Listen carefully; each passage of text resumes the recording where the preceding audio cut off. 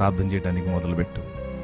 నువ్వెవరివైనా కావచ్చు, సోదరి సోదరుడా, నువ్వు ఏ పరిస్థితుల్లో ఉన్నా దానికి పరిష్కారం ప్రభు దగ్గరే ఉంది. విశ్వాసంతో మోకాళ్ళుని ప్రభువుకు సమీపంగా వెళ్ళు, ప్రభుతో మాట్లాడుకో, కన్నీరు గార్చు, దేవుణ్ణి అడుగు.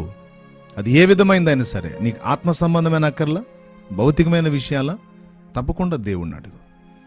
ఎవరో దైవజనుడు చేయాలి, లేకపోతే ఇంకొకళ్ళు చేయాలని ఎవరి మీదనో ఆధారపడి ఏ మనుషుని కోసమో నువ్వు ఎదురు చూసే అవసరం లేదు. నువ్వుగా మోకాళ్ళుని ప్రార్థన చేస్తే నీకు అందుబాటులోకి రాకుండా దేవుడు ఉండడు.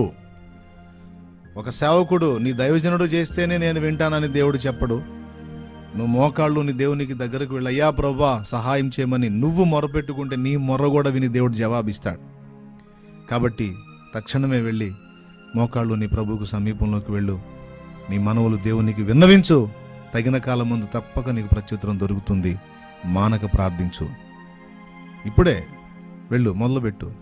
నువ్వు ఎంత బిజీగా ఉన్నా, ఏ పనుల్లో ఉన్నా కాస్త అవి పక్కన పెట్టి కాసేపు నీకు అవకాశం ఉంటే, వెసులుబాటు లేకుండా నువ్వు ఏదైనా ఇబ్బందికర పరిస్థితుల్లో ఉంటే నేను చెప్పను, కానీ నీ కను తింటుంటే ఇప్పుడే అవన్నీ పక్కన పెట్టి వెళ్ళి మోకాళ్ళుని నీ మనవులు దేవునికి తెలియజేయి.